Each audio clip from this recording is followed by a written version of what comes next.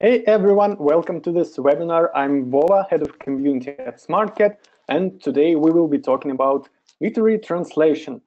Our guest today is Zach Rogow, a translator, author of more than 20 books and plays, a professor at the University of Alaska. He teaches creative writing there, if I'm not mistaken, and Zach is also an award-winning translator, so we are going to have a lot of interesting things to talk with Zach about today.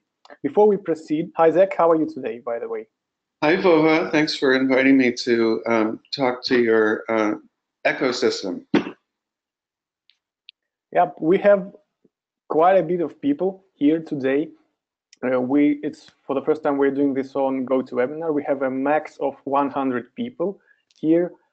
Hopefully, not hopefully, but others will be able to view it in recording. So before we proceed, there is the tab called questions. So if you'd like to ask Zach anything, go to this tab, type your questions, and after a while we will get to answering them. Well, without much talking, Zach, can you tell us a few words about yourself and what we will be talking about today?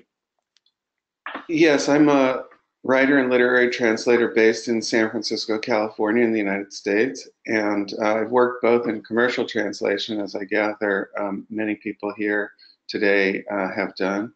And I'm also a literary translator. So I'm going to talk a little bit at the beginning about the differences between literary translation and commercial translation, and then go on to talk about some of the challenges and fun things about literary translation. Great. So please go ahead, and we are all ears. So I'm going to launch into my PowerPoint here, and I do have a blog, by the way, called Advice for Writers, and it's here's the URL, and the blog has many posts that are of interest to translators. And I have a website as well if you'd like to know more about my own work. The first question we're going to talk about is, how does literary translation differ from commercial translation? In some ways, it's the same thing, right? You're taking one language and turning it into another one, but in many ways it's different. So first of all, the material you're translating is very different. When you're a commercial translator, if I remember right from my days in this field, a lot of what you're translating is technical manuals, contracts, transcriptions of interviews, work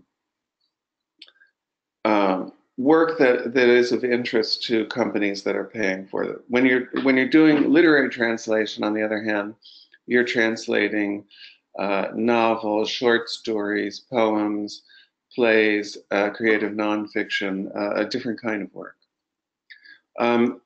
You're probably aware that the pay scale is not the same for literary translation. Sometimes you don't get paid at all for literary translation if you're translating a poet who's not well known. It's possible to make a living as a literary translator, but it's very unusual. And often you're paid by the entire piece rather than by the word when you're a literary translator. Literary translation requires more drafts. When you're a commercial translator, speed is of the essence. And when you're a literary translator, quality is of the essence. So it takes many drafts. I can sometimes do 20 drafts if I'm translating a poem, for example, particularly a rhymed poem. So the process is slower if you're doing more drafts. It can take years to do a literary translation. So you have to pick something that's a project that you really love, because you're going to be living with that project for a long time.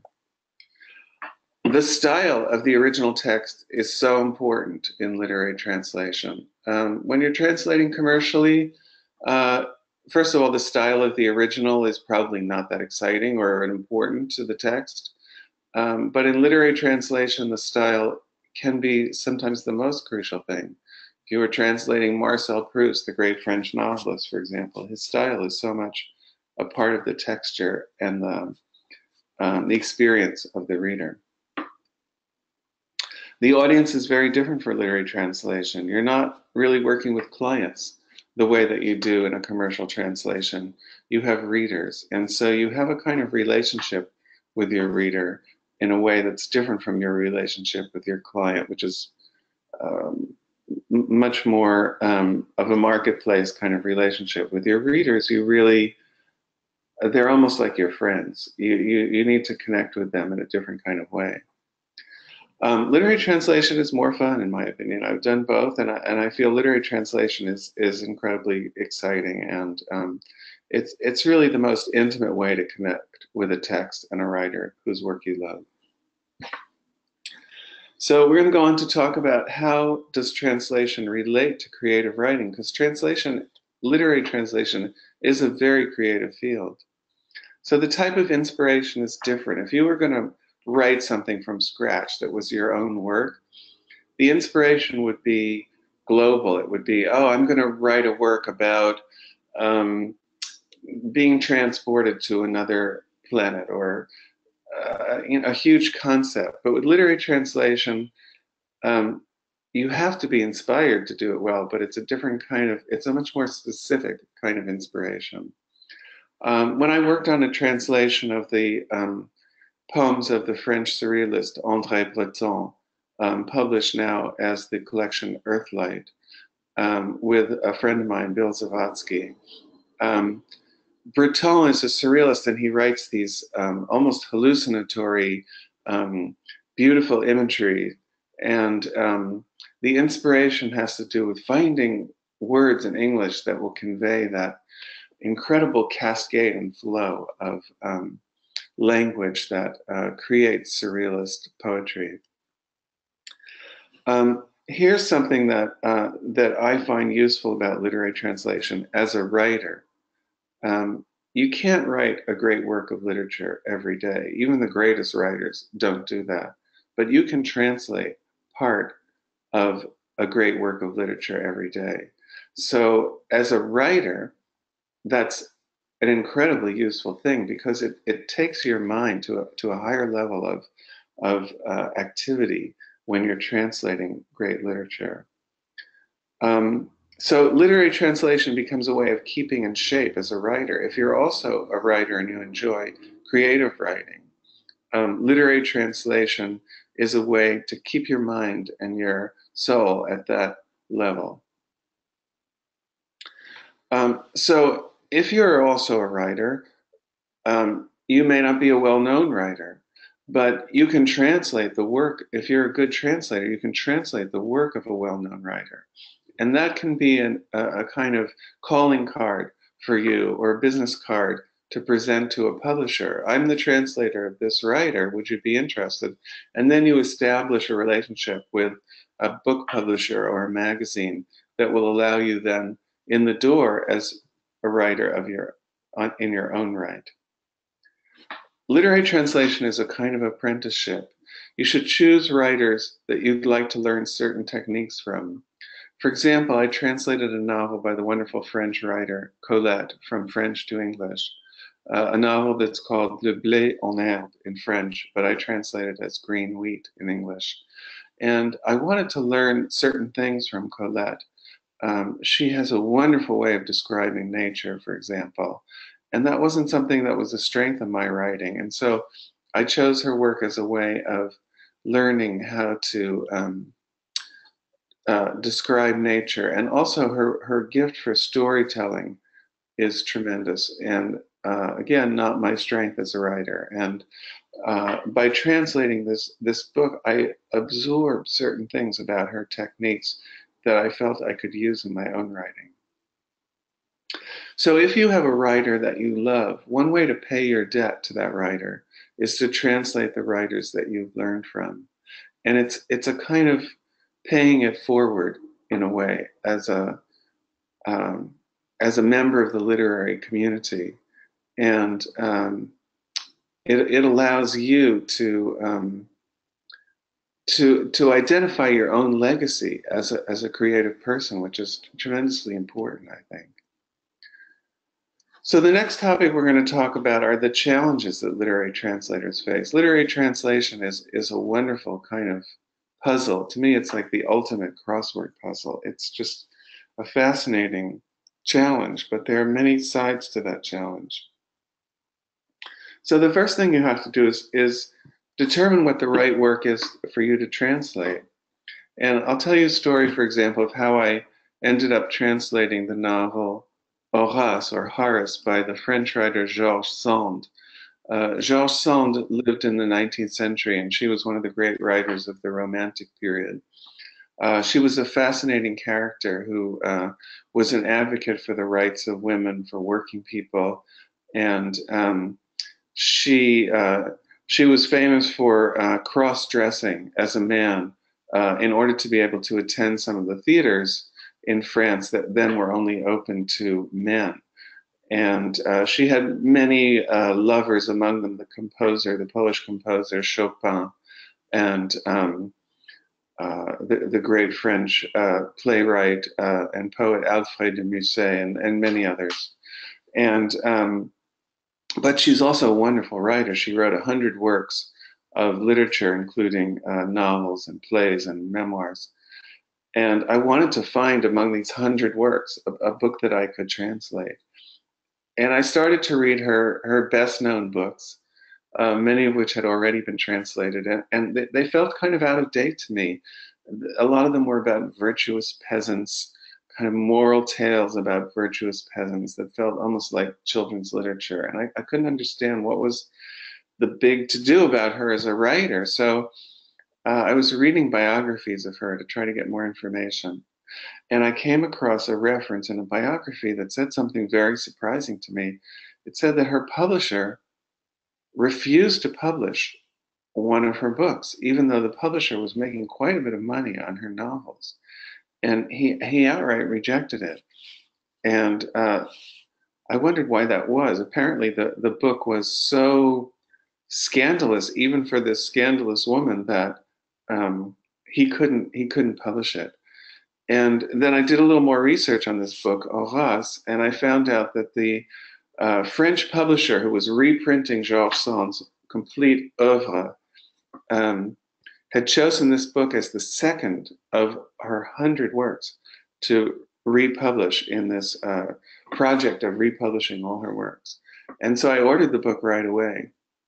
And I found out that this was a fascinating book that had to do with the real world that Georges Sand lived in. It was about jaded aristocrats on the left bank in the Quartier Saint-Germain, the Faubourg Saint-Germain, and about student radicals in Paris. And it had never been translated. And I realized this was the book. This was the one I had to translate. And so you've got to find the right project. And that's a lot of the work of being a translator, is that treasure hunt. But it's really fun to find the right work. And when you find it, it's kind of like finding someone you love. It's just so exciting. So then the next challenge for a literary translator is channeling the voice of the author. So you have to, in a sense, almost become the author, as if the author had written in your own language. And to do that, you've got to immerse yourself in that author's work, in their life story, in the period that they wrote in, and both the political and the artistic milieu that they were part of, so that it becomes almost second nature. When I was translating this book, Horace, I read a lot of 19th century literature, almost too much. Okay. So the next thing you need to think about is how much to imitate the author and how much to allow your own writing to enter into the translation.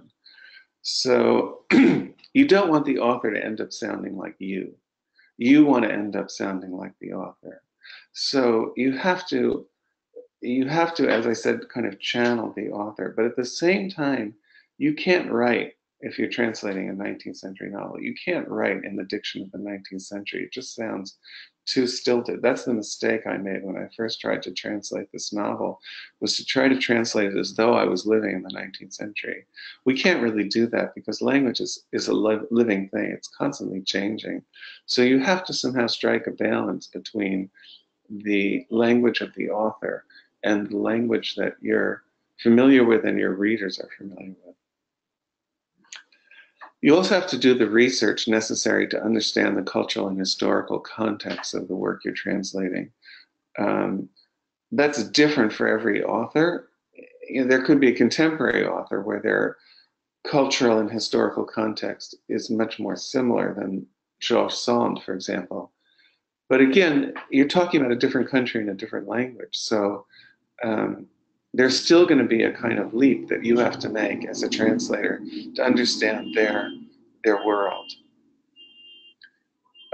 When I was translating the book, another book by the French writer Colette, Shipwrecked on a Traffic Island,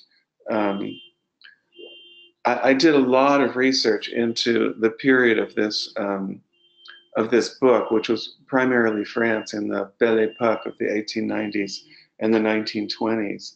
And I was helped greatly by a collaboration with the scholar René Morel, who co-translated with me, who provided a lot of the historical context, because there are many, many references in the book to things that were happening in France during this period. Securing the rights. Do not underestimate this step. Before you spend years translating a project, make sure that the rights are available. And this is a complicated thing that has to do with international law. Within the European Union, for example, I believe that an author's rights extend through their lifetime, plus something like 50 years. Now, don't take my word for this, research it. But in the United States, for example, the author's rights extend through their life, plus 72 years after they have passed away. So you have to know whether a work is in the public domain, and if it's not, who owns the rights. Sometimes the rights are purchased exclusively by another translator, so you have to know that. And you've got to do your homework on that. Finding a publisher.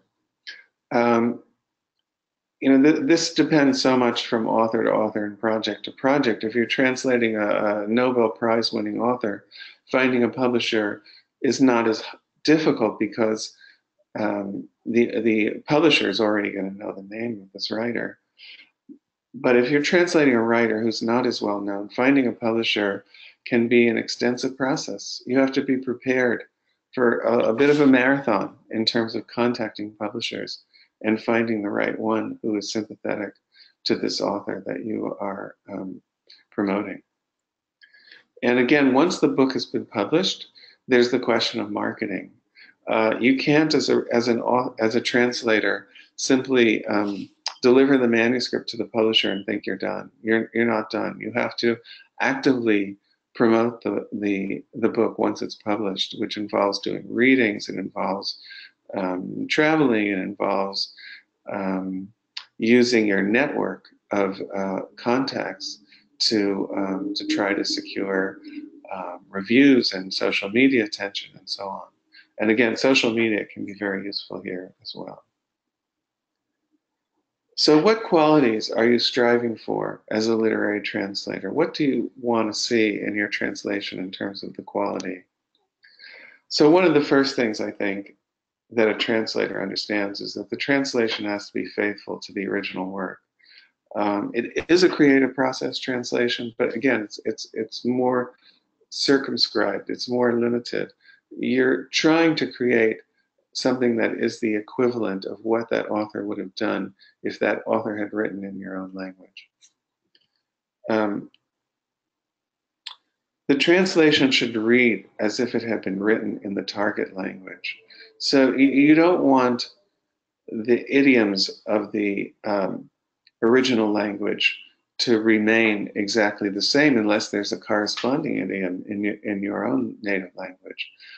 You want the translation to feel as if it reads naturally in the target language. And some people have described this as the translator becoming invisible. I don't know if it's really a question of invisibility, but you don't want the reader to be jarred and say, oh, this is a translation. That's not how I'd say things in this language. So it involves, that's where the drafts come in.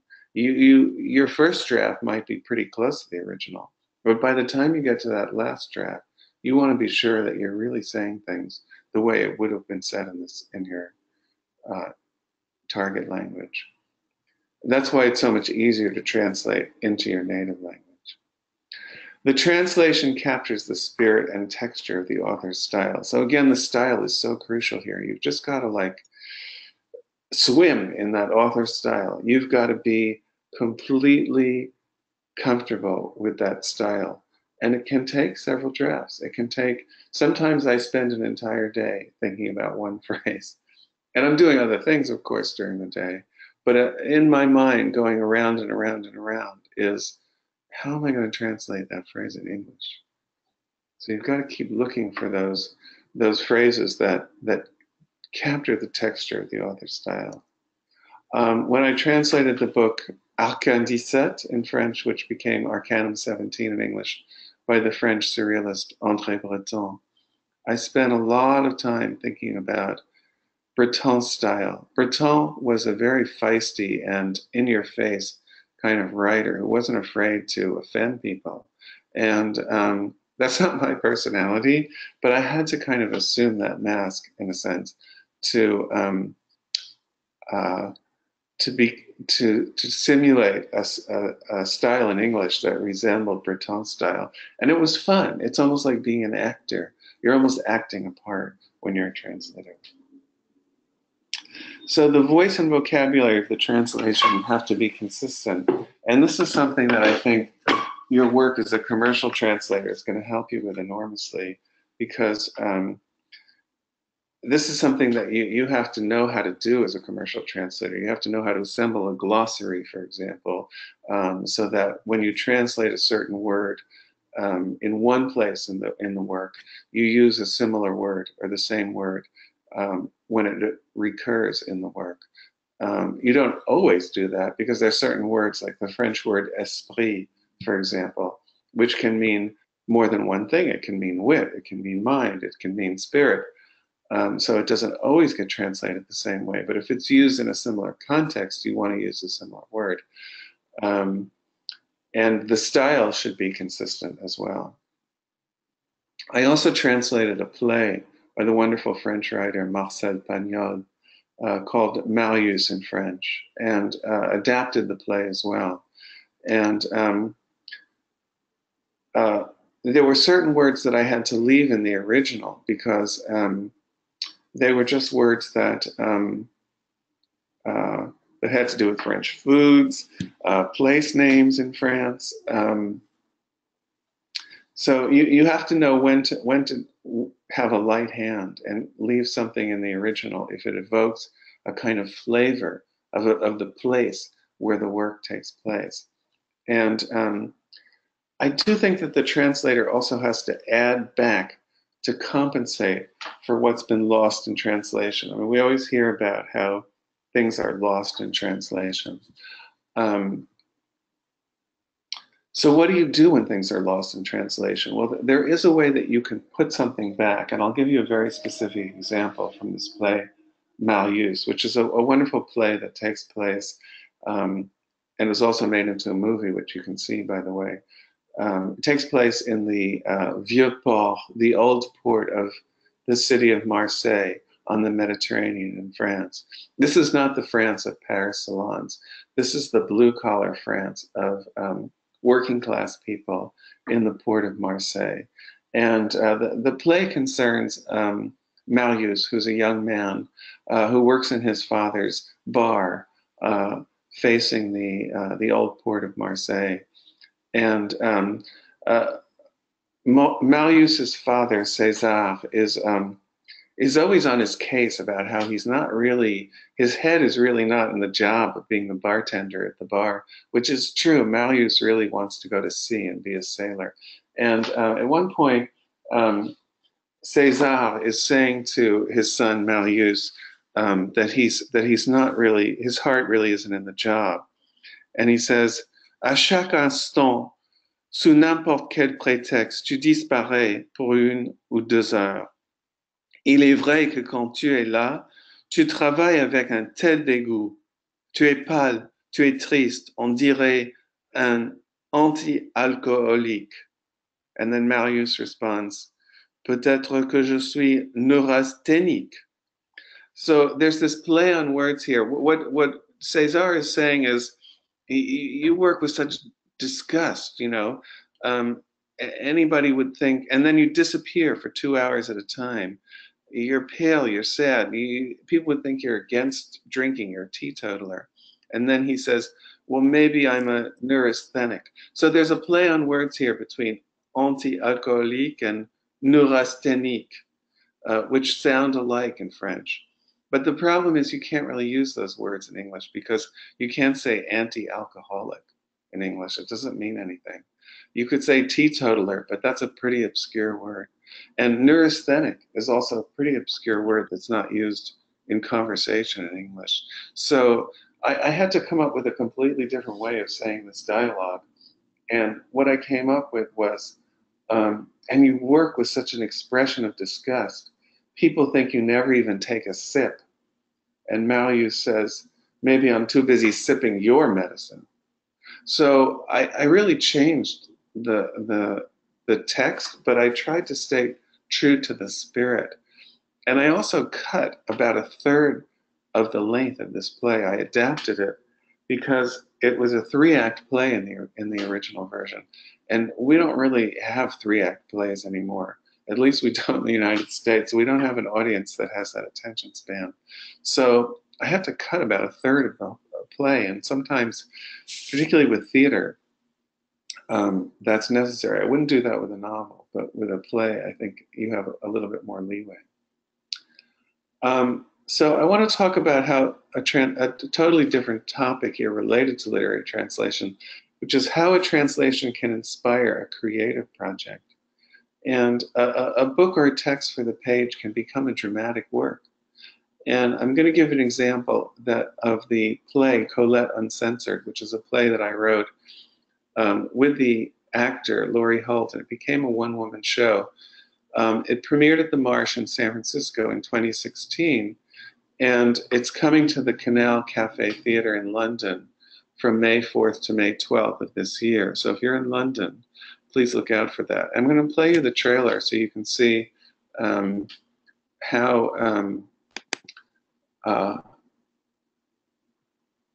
you can take a creative project and how you can take a work of translation and turn it into a creative project. So here's the trailer for the play. So bear with me, it's going to take a moment here. I hope we're still connected. Vova, are we still connected here? Can you still hear me? We're connected. We are watching, yeah, we are watching as you're opening the video. Let's check if we hear the sound. All right, I'm going to put this full screen. I know that. Maybe. I created my heroine as a goddess in my own image. Consider it a gift.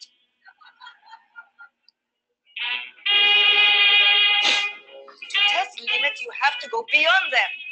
Huh? Why should only Willie have the affairs? How could we not have seen this coming? Huh? How could we have been so blind?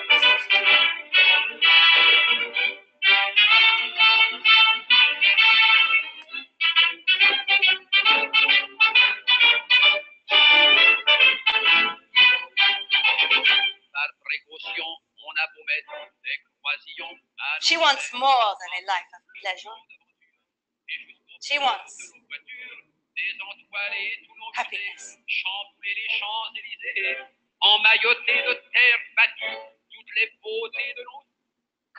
So that gives you a bit of a sense of the play. That was fun.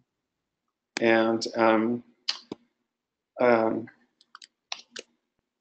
hold on, let's go back to our PowerPoint here. And the way that this came about was that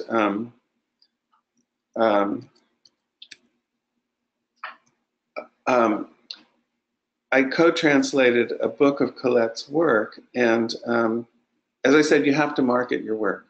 And we asked, my co-translator and I asked Laurie Holt, the actor in San Francisco, to do some readings from the book as a way of publicizing it. Oops, hold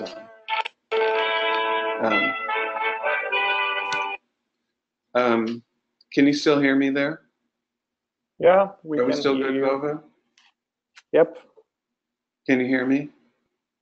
I do. Hold on, let me just get Chrome. You will not hear me unless you. Face to face in the stories you are about to see, the secret sharer Hold on, and the I'm bride. sorry about this. Okay. Back to the webinar. Okay. So,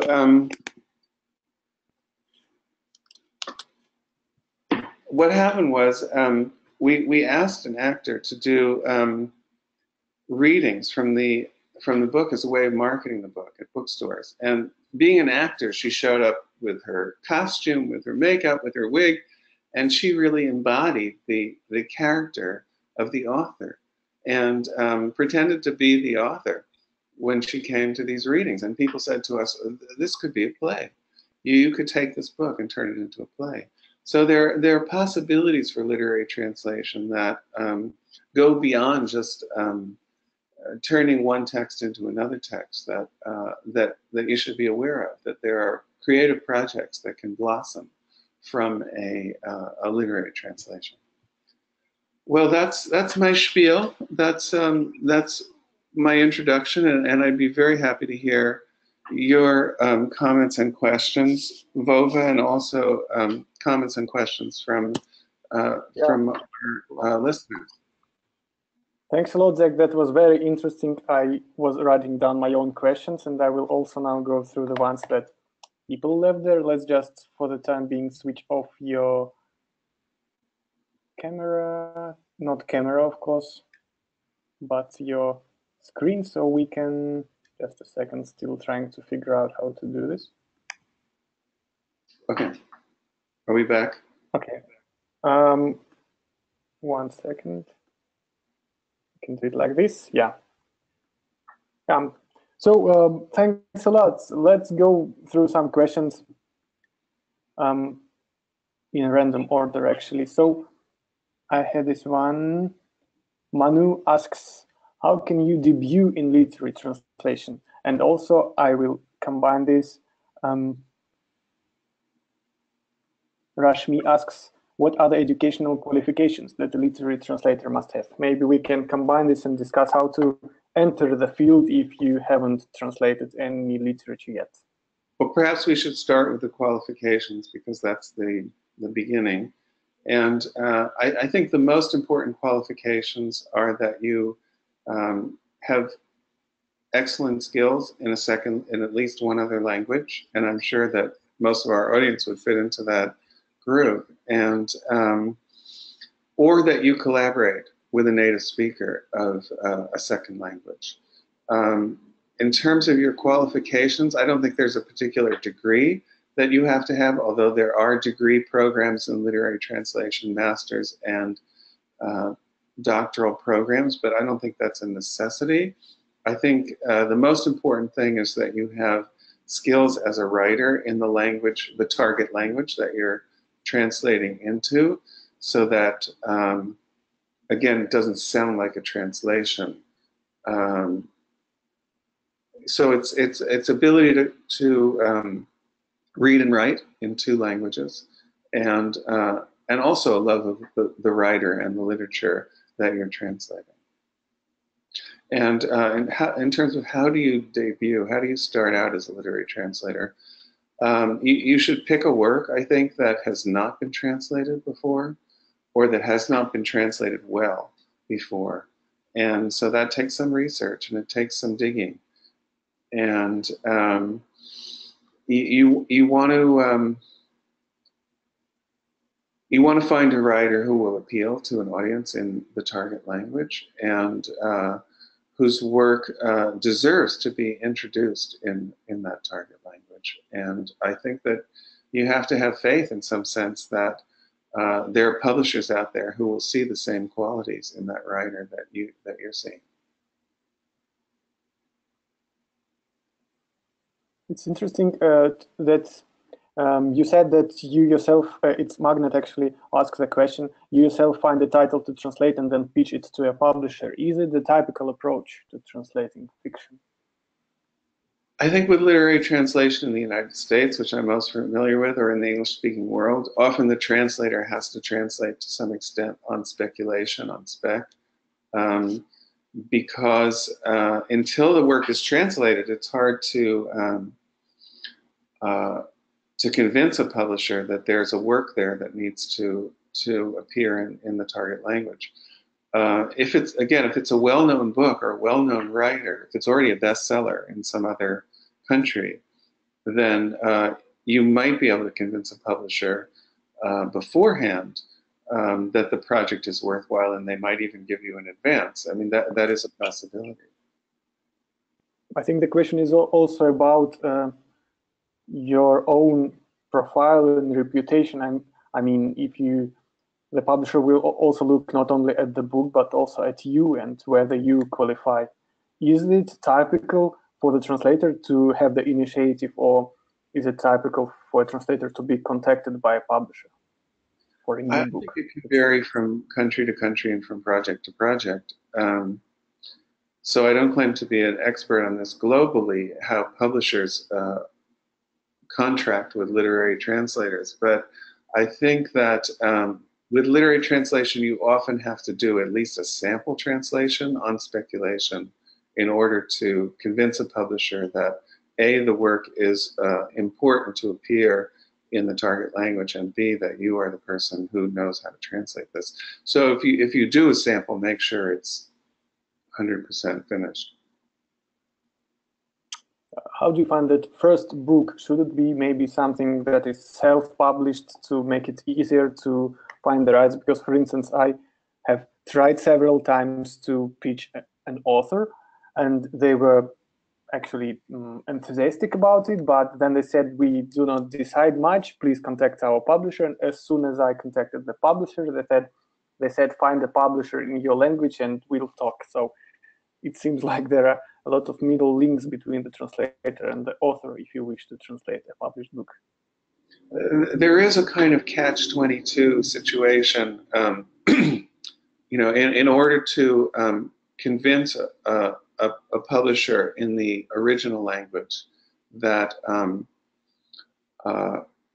that you're a viable translator, you have to have a publisher in the target language. And in order to have a publisher in the target language, you've got to, have the rights to the original. So that's a delicate balancing act that you have to do, and it sometimes involves. How did you get into the field? How did I get into the field? What was your first translation? Yes, so it was that book Earthlight by Andre Breton that I talked about earlier. And when I was a student, my literary friends and I were very interested in surrealism because it was so different from the poetry that our professors were presenting to us of the English-speaking world, of writers like Ezra Pound and T.S. Eliot. And the surrealists were so, as I said, in your face. They had so much attitude. They were so feisty, and we loved it. So in order to share with my friends the work that I was reading that I loved, I started translating these poems by Andre Breton. I sent some of them to a publisher who I had heard was interested in Breton surrealism in New York. And this is an advantage of being in a literary capital. At that time, I had moved to New York after college, and I was at a party, a book party, and the publisher was there, and my girlfriend at the time, literally pushed me and said, go talk to them, ask them if they've read your samples that you sent from this writer. And I was so scared. I was like a young writer. I didn't know what to do. I didn't know what to say. And I said, did you happen to read those sample poems that I sent you? And I assumed they hated them, right? Because I hadn't heard from them. And the publisher said, oh yeah, I really like those. In fact, I'm translating some poems by the same writer. Do you want to collaborate with me? And so there was a kind of serendipity that happened. But until you put yourself out there, serendipity can't happen. You've got to try. You've got to put yourself out there and give yourself the benefit of the doubt before you can make things happen for yourself. It's very interesting. It sounds a lot like, you know, stories about writers becoming famous, about actors becoming famous, or just being, you know, in demand. So it's a bit of luck plus a bit of insistence and perseverance. So it doesn't just come by itself. If you translate good, and I don't know, if you translate well, it won't come to yourself, or can it? Well, the first thing is you have to really do your work. You have to make sure that you've got a sample of a writer's work that is as good as you can possibly make it. And how long should be the sample? We have a question from Sasha. How long such a sample should be? So if you were translating a novel, for example, I think the sample should be, let's say the novel's 250 pages. Your sample should be maybe 25 pages. A tenth. If you're translating a whole collection of poetry that's, I don't know, 100 pages, then I would have at least 10 or 15 pages. And make sure you choose the best work. I mean, don't start with page 1 and go to page 10. Choose the part of that book that convinced you that you want to translate that book. It's interesting because I usually always thought that you should start from the beginning, because a good book is something that grips you from the very beginning, and otherwise people can just get lost inside in the middle of somewhere they don't know where they are. Well, if you start, let's say you're translating a novel or a play. If you start from somewhere in the middle and you're picking the scene that you feel is like the juiciest scene in that novel or play, then you need a little paragraph at the beginning saying, at this point in the play or at this point in the novel, such and such has happened. But don't summarize the whole thing, you know, just one paragraph. But then you should also do a synopsis of the whole work, whether it's a book of poetry or it's a play or a novel or a book of creative nonfiction. You need to have a one-page synopsis and try to keep it to one page. Okay, great advice. There are 3 questions that I want to combine into one because we have a time limit. Apparently here I didn't know about it. So the first is from, actually it's from a company called Transcribe OT, but anyway, Desicazzi translated Dante's Divine Comedy last year. He chose to do the translation without any footnotes because he wanted to make a read for us non-academics. He wanted to make Dante more like being at a play rather than being in a classroom. What do you think of that? That's the first one. They are related. The other one is,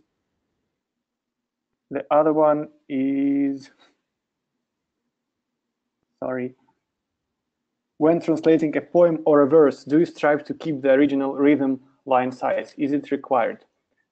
And the next one is, who is to judge whether the translation is good or bad? I think they are somehow related about style.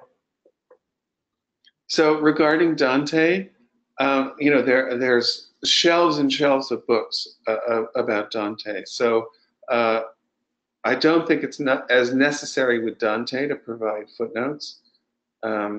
Although I would find it helpful. I would want to know if he's referring to a particular real person who lived in Florence in the, am I right, 13th century?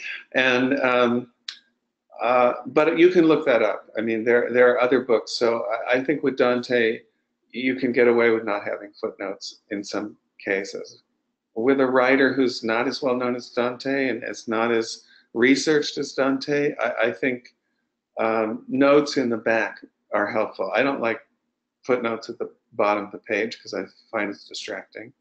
But if there are notes in the back, that can be useful.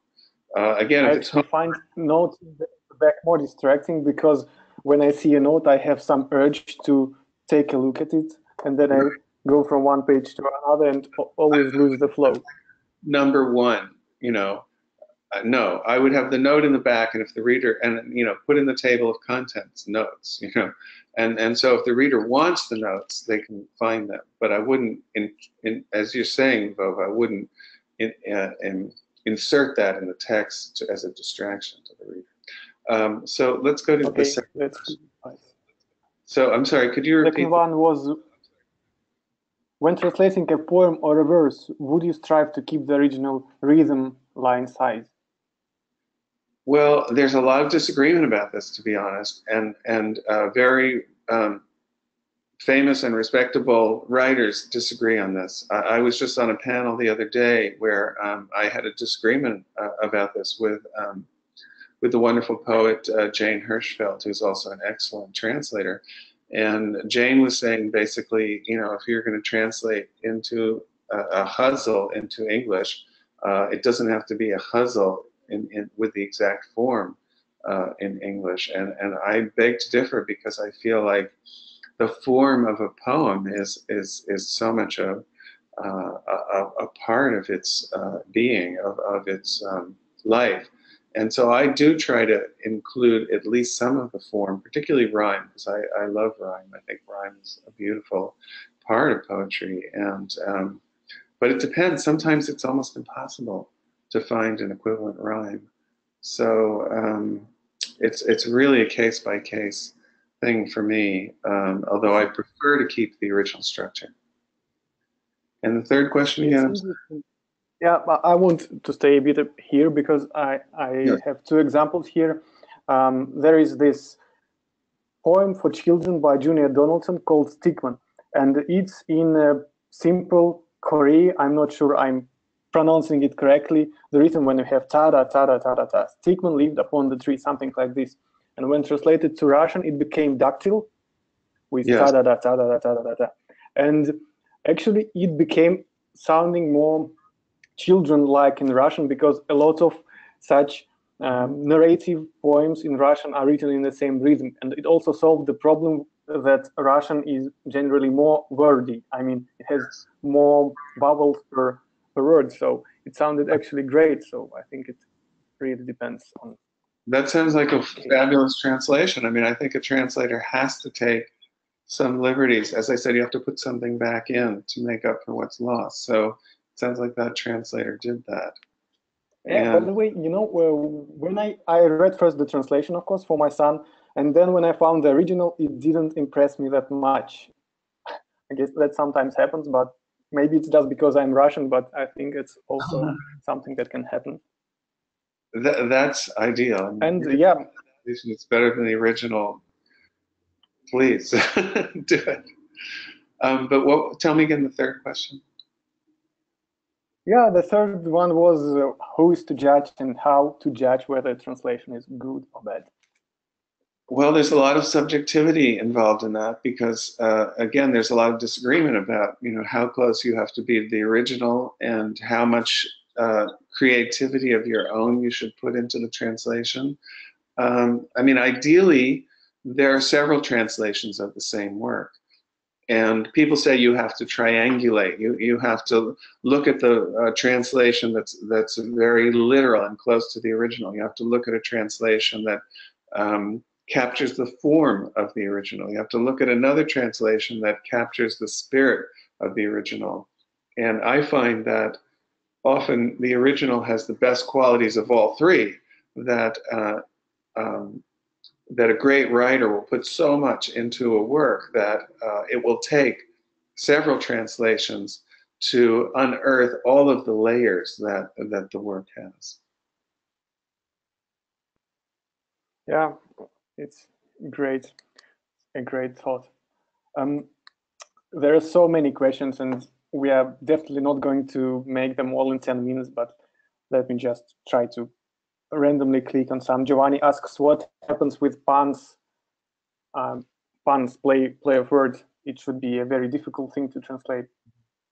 Yeah, puns take a lot of work to translate. I enjoy translating puns a lot, but you've got to sit with it for a long time and think about, you know, what would be an equivalent wordplay that would have much of the same meaning. You're never, unless there happens to be the same pun in your target language, which is unlikely, you're going to have to really sit with that and come up with, you know, well, if I did this, then how would it play for the meaning of the second part of the pun?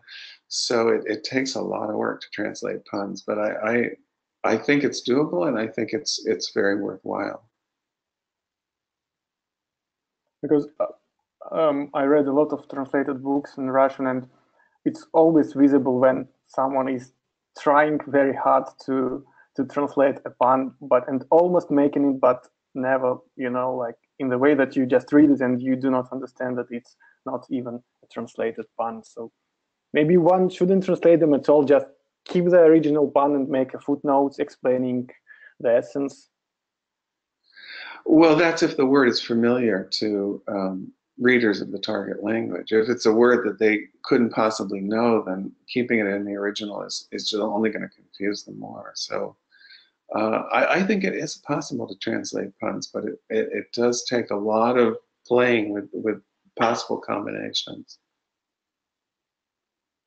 There is also an addition to that question about who decides whether the translation is good or bad. That originally the question was who decides on behalf of the customer. So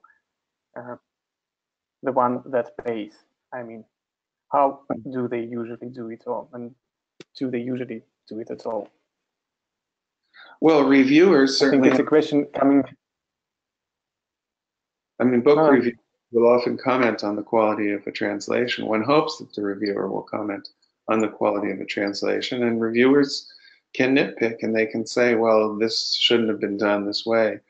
And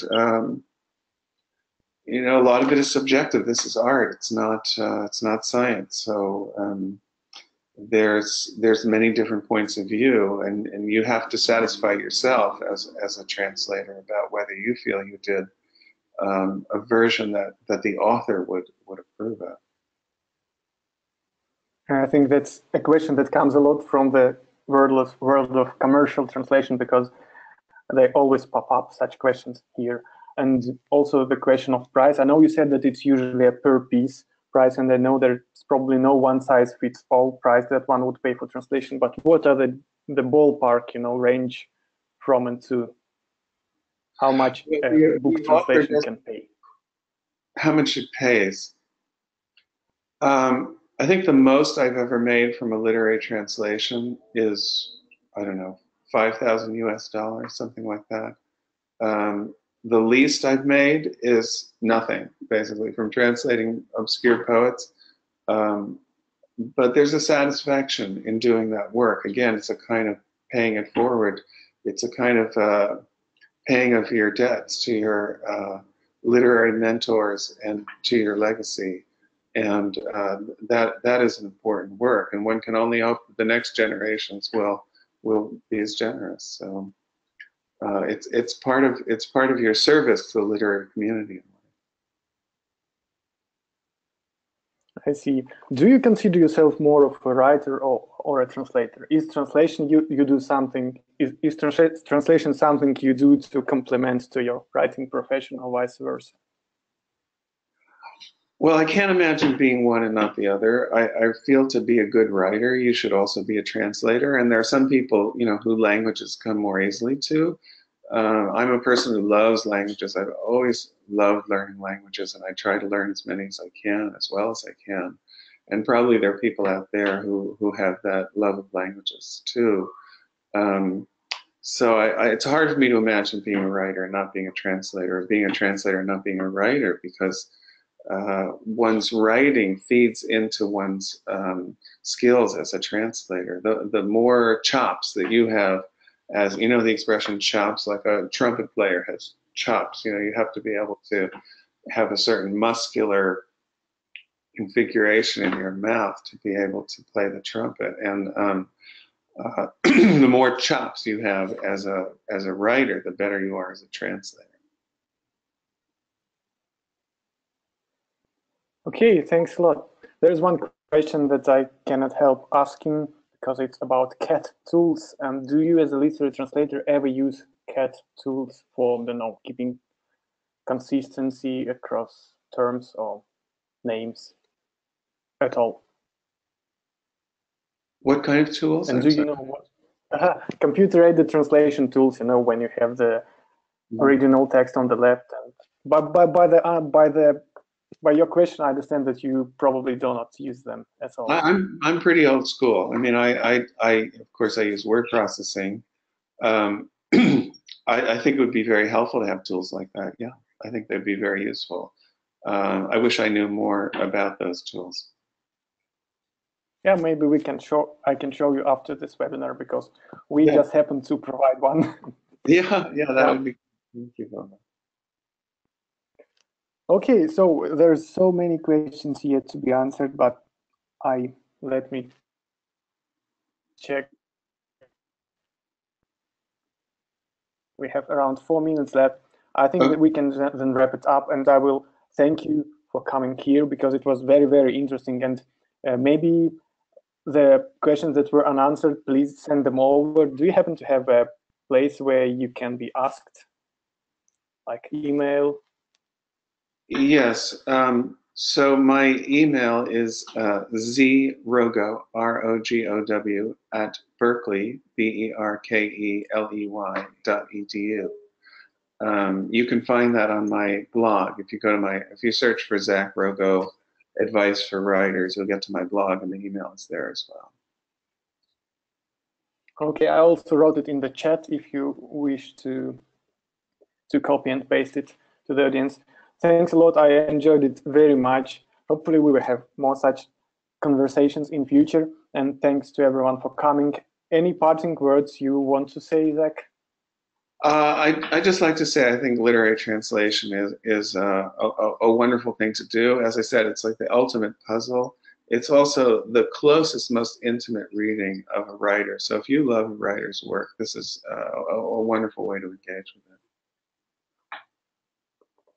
That's it. Great advice. And thanks everyone for coming. Thanks again, Zach. We'll see you again in a week. I hope not Zach, but somewhere else we will talk to. And Zach, you're free to come to watch our other webinars. And good luck with your educational work, with your writing work, playwriting work, and so on.